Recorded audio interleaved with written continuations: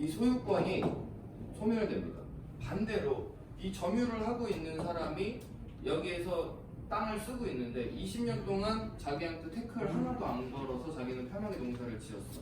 20년이 지난 시점에서는 취득 시효가 생깁니다. 이 사람 취득을 할 수 있는 권리가 생겨요. 그래서 이 점유권이 소유권으로 넘어갑니다. 그래서 이런 것들이 있는데요. 이걸 미리 알아야 이 등기에 대해서 제대로 이해를 할 수가 있어요. 그냥 서류를 쓰는 게 끝이 아니에요. 이 등기라 하면 이 부동산이 내 거라고 도장을 쾅 찍어 놓는 거예요. 이름 붙여 놓는 거예요. 이름표. 그래서 누군가가 이게 내 거라고 주장을 할 때 아니야 내 거야 라고 등기를 보여줄 수 있겠죠. 그게 이제 우리가 옛날 어른들이 얘기하는 집문서예요. 집문서. 쉽게 얘기하면. 아시겠죠? 그래서 자 등기를 치게 되면은 얘가 이제 내 거다라고 도장을 쾅쾅쾅 받게 되고요.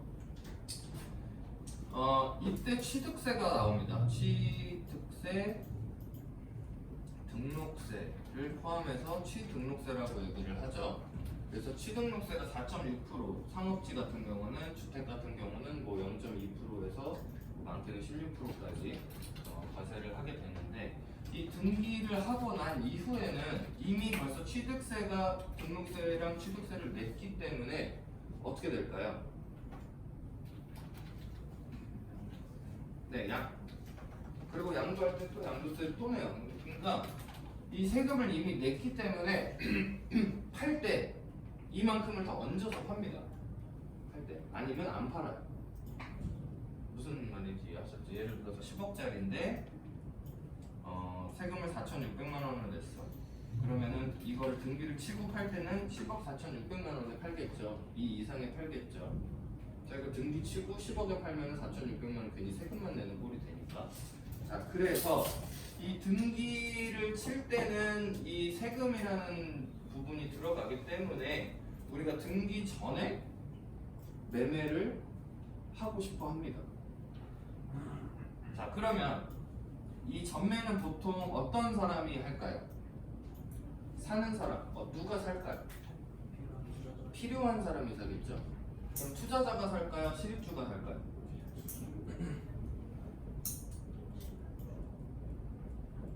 실입주자가 삽니다. 투자자가 전매를 하는 경우는 거의 없어요. 진짜 뭐에 씌이지 않는 이상은 거의 없습니다. 예를 들어서 이런 거야. 아파트 살 집이 필요해요. 살 집이 필요한데 여기를 들어가려고 하니까는 피가 벌써 1억이 붙었어. 그럼 뭐 피 올랐다고 안 사요? 여기 아니면 자기는 선택지가 없는 거. 예를 들어서 아파트가 여기 하나밖에 없고 내 직장이 여기고 와이프 직장도 여기고 내 학교도 여기야. 그러니까 이 아파트 밖에 못 들어가. 그래갖고 이제 살려고 알아봤는데 피가 분양 금액은 5억이었는데 피가 붙어서 6억이 됐어요. 이거 사요 안 사요? 피 붙어서 아깝다고 안 사나요? 삽니다. 다른 선택지가 없으면.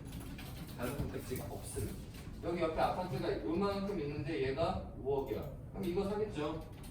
그렇죠? 근데 얘도 6억이 되고 얘도 6억이 되고 얘는 4억짜리가 5억이 되고 얘는 6억짜리가 7억이 됐어. 이런 식으로 다 올랐어요. 그러면은 사야죠. 선택지가 없어진다는 얘기예요. 자, 그랬을 때 전매를 하게 되면은 이 실입주자가 얼마나 많으냐, 지금 이 내 고객이 가지고 있는 물건이 얼마나 메리트가 있는 거냐에 따라서 금액이 달라지게 되겠죠. 시기도 마찬가지고. 예를 들어 종간이 거를 예시로 한번 들어볼게요. 이종관 대리가 물건을 하나 따다가 손님한테 매매를 해줬어요. 전매를 해줬죠. 피를 1,000만 원에 매매를 했습니다. 이분은요, 실입주 반, 투자자 반이었어요. 그러니까는 딱히 실입주 안 해도 그만, 해도 그만인 사람이었고, 하면은 여기로 하면 되고, 창고로 쓰신다고 했으니까 뭐 안 해도 그만인 그런 사람이었어요. 자, 근데 이 사람이 피 1,000만 원을 본인이 지불하진 않았어요. 이종관 대리가 내줬죠. 어쨌든 지금으로서 피 1,000만 원에서 1,500만 원, 뭐 진짜 비싼 건 한 2,000만 원 정도면은 매매를 할 수가 있어요. 살 수가 있는데 아직까지 꺼려합니다. 사람들이 피를 주고 살 수 있다. 아파트는요, 청약이 딱 당첨이 돼.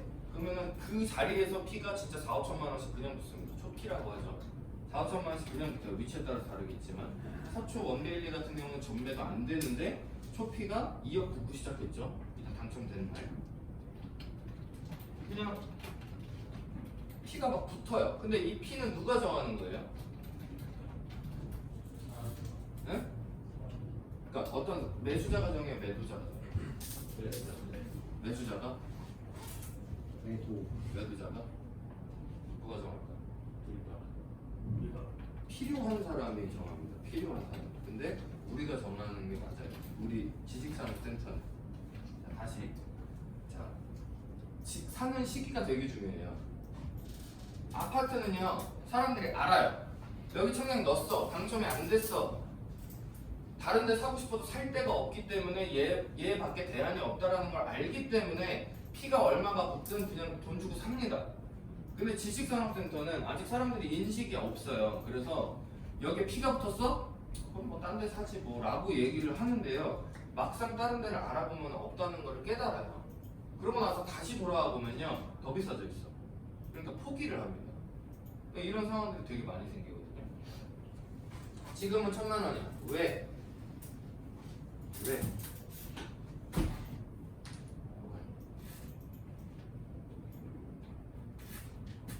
사람들이 아직 몰라요.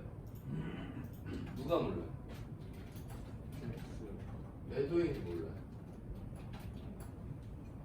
그러니까 우리 팀 손님들은요, 자기는 3, 4천 미만으로는 안 판대요 지금. 근데 다른 팀 손님들은요, 500, 1000에도 판대요. 이게 무슨 차이일까요?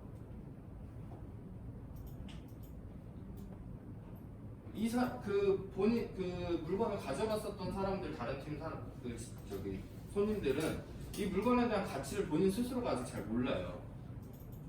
그냥 돈만 생각하는 거예요. 이게 500만 원만 받으면 자기는 그래도 투자한 거 대비 수익이 생기니까, 1,000만 원만 하면 자기는 자기 투자한 거 대비 수익이 생기니까 그냥 팔려고 해요. 근데 항상 매매는 시기가 있죠. 주식도 시기가 있고 코인도 시기가 있고 모든 거는 다 팔아야 되는 적기라는 시간이 있는데 지금 아직 그 적기가 아니에요. 그리고 우리 손님들은 그걸 다 알아요. 진짜 가장 매수세가 강할 때 팔아야 돼. 주식도 매수세가 막 붙을 때 쭉 올라갈 때 팔아야지 쭉 떨어질 때 팔면 안 되잖아요. 그래서 매도인이 문제예요 지금. 특히 이 지식산업센터 시장 자체에서 매도인, 그러니까 물건을 갖고 있는 사람들이 자기 물건에 대한 확신이 없어요. 너무 맹신을 해도 안 되지만 아무 생각 없이 투자를 했다는 결론밖에 도출이 안 되거든요. 자, 그러면 지금은 1,000만 원에도 살 수가 있다. 왜? 매도인 때문에. 아파트 값이 왜 안 떨어질까요?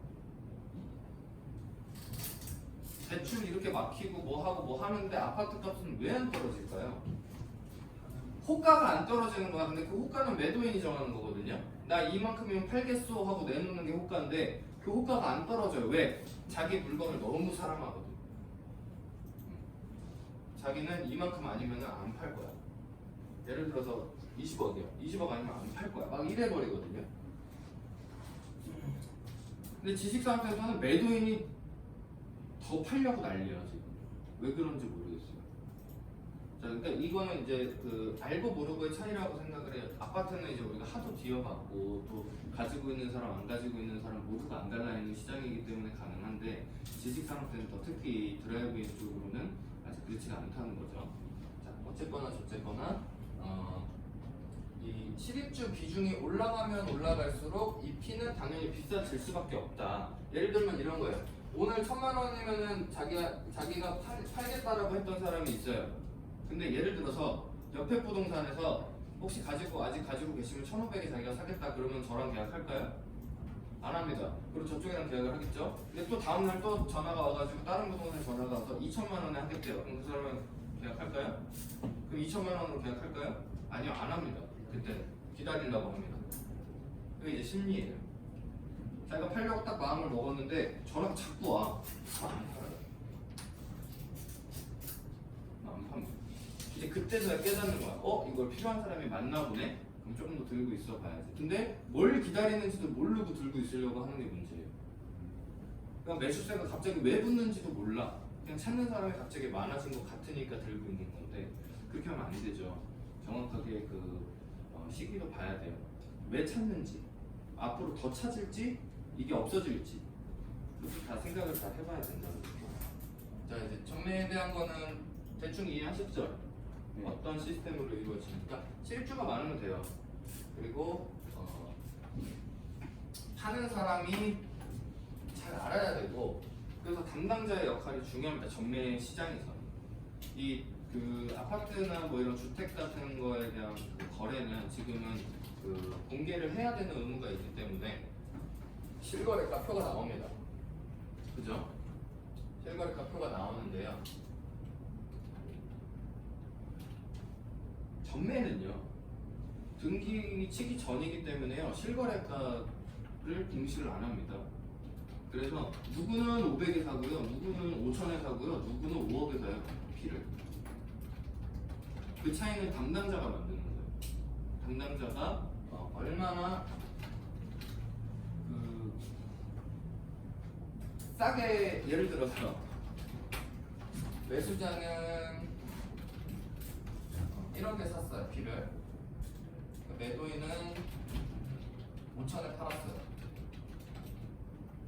그러면 여기 그 우리 중간에서 인정 작업하는 게 한 5천만 원 된다고 이제 저기를 할게요.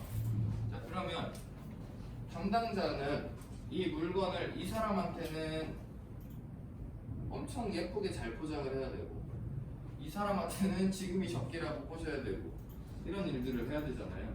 그래서 전매가 어려워요. 같은 물건을 다르게 얘기를 해야 되기 때문에 어렵습니다. 그리고 우리가 정직하게 영업을 하시려면요, 이 사람한테 얼마를 받는지가 중요한 게 아니에요. 이 사람한테 얼마를 주는지도 중요한 게 아니에요. 이거를 팔게 했으면 그 돈으로 더 좋은 데다가 재투자를 시켜줘야 돼요. 그래야 이 사람도 이득을 보고 이 사람도 이득을 볼 수 있습니다. 아시겠죠? 자, 그래서 이제 절차를 한번 얘기를 해볼게요. 전매를 딱 시작을 합니다. 그러면은 매수자 예를 들어서 3억 분양가를 가지고 있고, 여기에 공급가입니다. 그리고 2천만 원 부가세를 끼고서 3억 2천짜리입니다. 3억 2천만 원짜리고, 중도금이 3회차 납부가 됐습니다. 자, 이렇게 됐을 때 매수자 값과 매도자 값과 매수자 을이 거래를 하는데요. 자, 매도자는 뭘 갖고 있죠? 분양권을 갖고 있습니다. 분양받은 권리를 분양권이라고 하죠. 자, 을은 뭘 들고 있죠? 돈을 들고 있습니다. 돈을 들고 있어요. 자, 이 둘이 이제 거래를 할 거예요. 이 부동산 거래는 무조건 중개인이 포함이 돼야 됩니다. 직거래가 가능하긴 한데요, 직거래를 하더라도 부동산 가서 써요. 부동산에서 그거 뭐죠? 그거 한 30만 원인가 내면은 그냥 그것만 해줍니다. 사인 도장만 찍어줍니다. 부동산에서. 아무튼 중개인이 무조건 필요한데, 전매는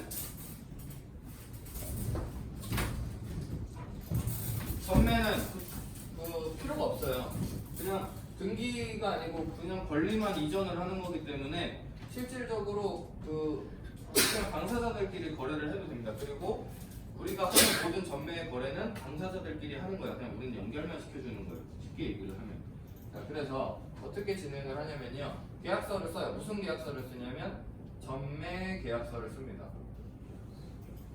전매 계약서는요, 어떤 내용으로 하냐면요, 자, 거래 금액이 얼마일까요? 자, 여기에 P를 2천만 원이라고 칠게요. 자, 그러면 실제로 을이 갑한테 줘야 되는 돈이 얼마죠? 5,200. 네, 5,200. 맞나요? 맞나요? 맞아요? 맞아요? 자 그럼 거래 금액 얼마?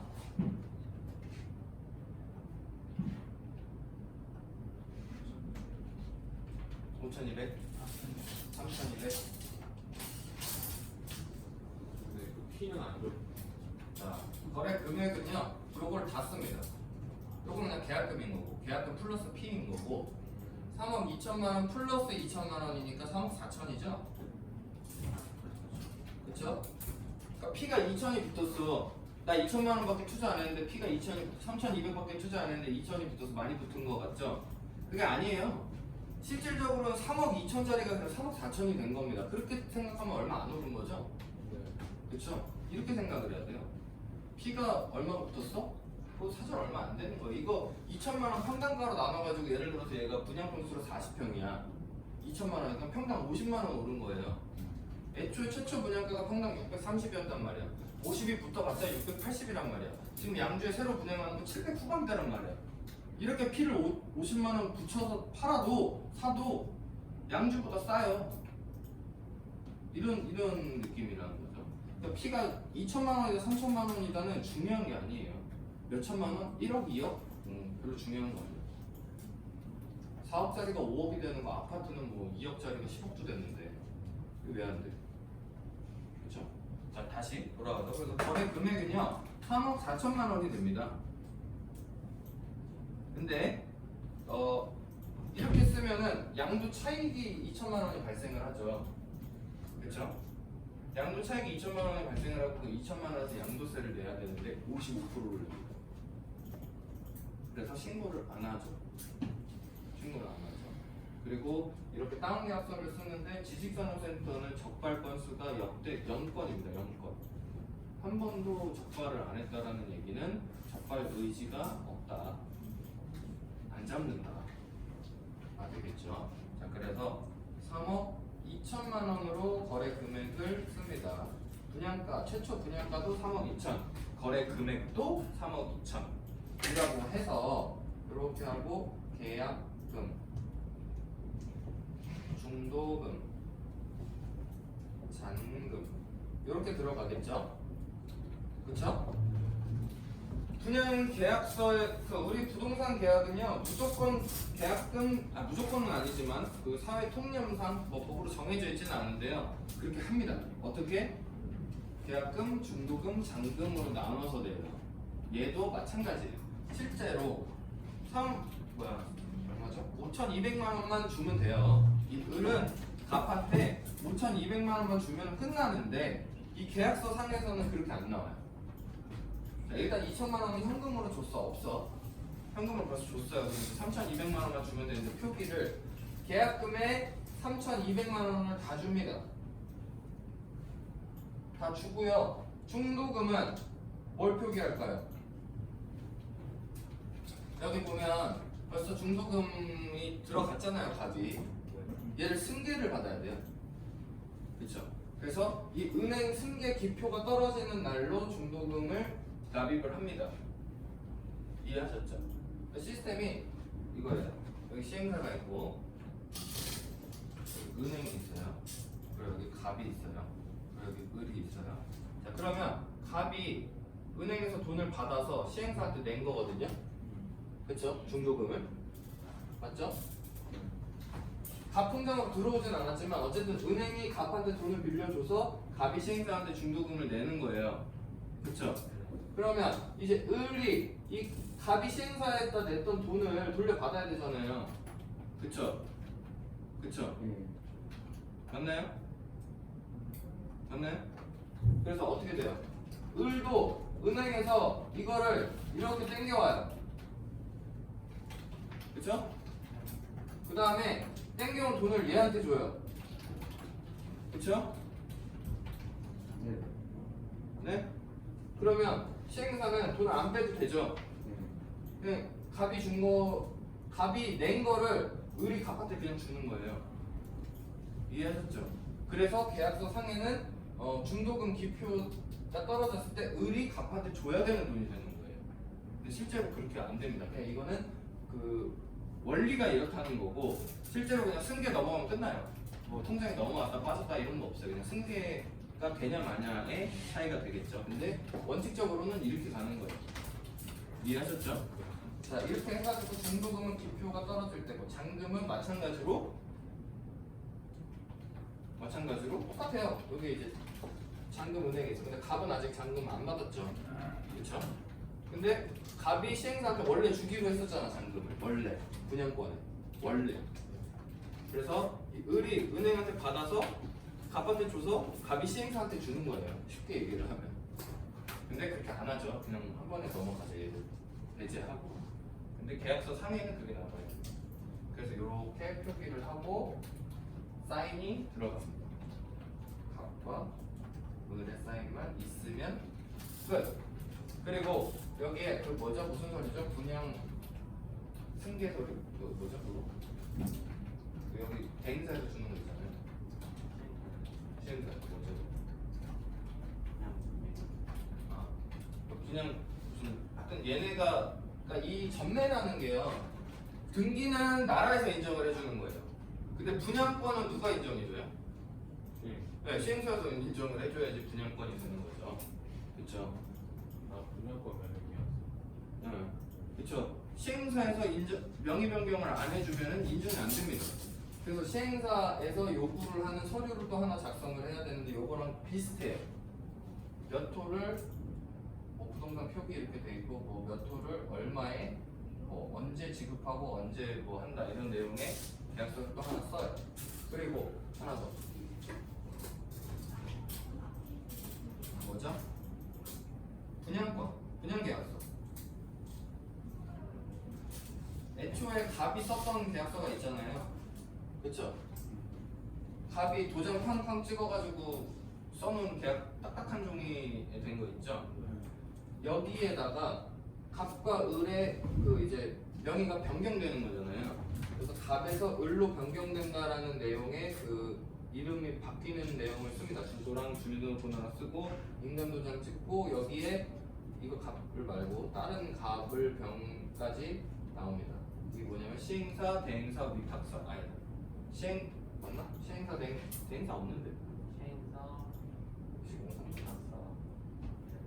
시공사. 하여튼 이렇게 그 갑을 병이 또 따로 도장을 찍어줘야 돼요. 그렇게 요 세 개가 완성이 되면 이거랑 가지고 시청을 갑니다. 시청 또는 관할 구청을 가가지고 거기서 이제 검인 도장을 받아와요. 근데 걔네가 요구를 하는 거는 실질적으로 합법적인 계약서를 가지고 왔느냐 이거 하나만 봅니다. 돈이 실제로 오고 갔는지 안 보고요. 그냥 이거 하나만 봅니다. 그래서 계약금, 중도금, 잔금이 제대로 표기가 돼 있는지, 최초 분양가하고 금액 차이가 있는지 이런 것들을 보고 도장을 쾅쾅 찍어가지고 돌려보냅니다. 이 도장은 보통 매도인이 가서 한다고 해요. 근데 매수인이 해도 상관은 없다고 합니다. 그래서 매도인이 이 계약서를 다 쓰고 나서 얘를 들고 시청을 가가지고 도장을 쾅쾅 찍어가지고 시행사에 제출을 해요. 시행사에 제출을 하면 시행사에서 신탁사로 먼저 보내요. 그래서 신탁사에서 이게 합법적으로 명의 변경이 이루어져도 되는지 도장을 찍어서 내보내는데 그거를 하기 위해서는 이 중도금이 제대로 넘어가는지 안 넘어가는지 가조회도 하고 여러 가지들을 합니다. 그래서 신용상의 문제가 없고 이 분양권을 취득함에 있어서 큰 문제가 없다라고 판단을 하면은 신탁사에서 도장을 찍어주고요.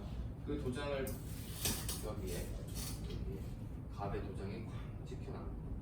자, 그러면은 이 시행사에서도 신탁사의 도장이 찍힌 걸 보고 도장을 쾅, 얘가 뭔지 모르겠는데 도장을 쾅 이렇게 하면 도장이 매도인, 매수인, 시행사, 시공사, 신탁사 다 찍히겠죠. 그럼 이렇게 다 찍히면은 시행사만 이 전매를 인정해 주는 게 아니고 신탁사도 인정해 주고 당사자들끼리도 인정하고 여러 명이 인증을 한다라고 해가지고 도장이 여러 개가 찍힌 계약서를 가지고 명의 변경이 완료가 됐다라고 얘기를 하는 거예요. 이해하셨죠? 근데 이 을이 한 번 더 판대 또 볼 수 있어요. 여기 밑에 항목이 많이 있습니다. 그래서 팔고 싶은 만큼 우리 또 가지고 있다 보니까 이거 그냥 아들 이름으로 해줘도 되겠는데 그래가지고 이제 아들 이름으로 딱 옮겨놨어요. 근데 아들이 그러고 나서 이제 결혼을 한 거야. 결혼할 때 와이프 명의로 바꿔도 될 것 같대. 정 명의로 또 이렇게 바꾸는 거죠. 이런 식으로 바꾸고 팔고 사고 이렇게 하는 거는 문제가 안 돼요. 이 거래 금액만 표기를 이렇게 하면 아시겠죠? 전매가 이렇게 들으면 되게 쉬운데 또 막상 해보면 또 되게 복잡하죠.